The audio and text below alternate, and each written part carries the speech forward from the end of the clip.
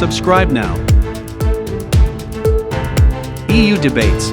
So, I mean, in terms of how this fits in with RePower EU, you might see if you look into the fine print or into the details of the RePower communication that it does acknowledge that some of the existing coal capacities might be used longer than initially expected, and it also refers to nuclear power and to domestic gas resources as some of the solutions that we have for dealing with an interruption to Russian fossil fuels. As you know, there's really kind of three pillars on which RePower stands. So one is finding those alternative sources of fossil fuels for the time that we need those during the transition. And then the other is accelerating renewable energies. We've proposed to increase the target for renewables to 45% of our energy mix by 2030.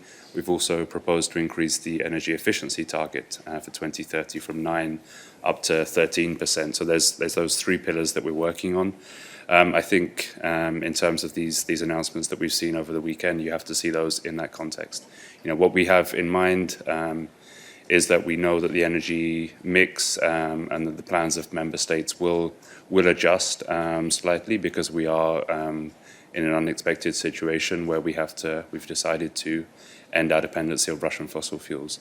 Now, this is something that came up when we first presented the RePower plans back in March, and the Executive Vice President was very clear on this, saying that what we're bound to is the European climate law. So we have that target for 2030, reducing our emissions by at least 55%. So, you know, any variations have to come within that legal framework, and I think we'll see different member states reacting in different ways. To your question about the alternative energy supplies, you will have perhaps seen last week that we signed a trilateral memorandum of understanding with Israel and with Egypt to increase the supplies of LNG, of gas that would come from Israel and other producers in the region via Egyptian LNG infrastructure to Europe.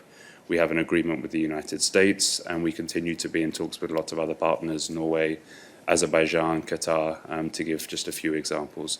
So, you know, it's a big lift. It's a lot of work that we need to do, and is, you know, a very high political priority, and we're pursuing this through all those different channels.